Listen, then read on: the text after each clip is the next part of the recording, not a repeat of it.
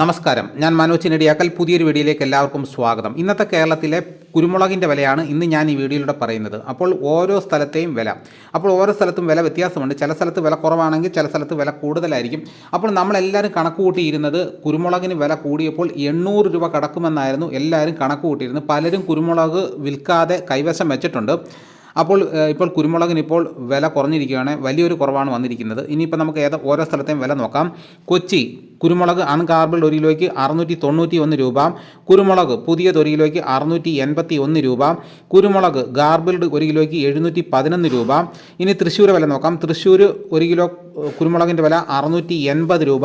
ഇനി കോഴിക്കോട് വില നോക്കാം. കോഴിക്കോട് കുരുമുളക് നാടൻ 1 കിലോയ്ക്ക് 665 രൂപ. കുരുമുളക് ചേട്ടൻ 680 രൂപ. കുരുമുളക് വയനാടൻ 690 രൂപ. ഇരിട്ടി കുരുമുളക് പുതിയത് 1 കിലോയ്ക്ക് 660 രൂപ. കുരുമുളക് പഴയത് 1 കിലോയ്ക്ക് 660 രൂപ. തളിപ്പറമ്പ് 1 കിലോ ഉണങ്ങിയ കുരുമുളകിൻ്റെ വില 680 രൂപ. പയ്യന്നൂർ 1 കിലോ ഉണങ്ങിയ മുളകിൻ്റെ വില 640 രൂപ. ആലക്കോട് 1 കിലോ മുളകിന് 660 രൂപ. കരുവഞ്ചാൽ 1 കിലോയ്ക്ക് 660 രൂപ. കുടിയാൻമല 660 രൂപ.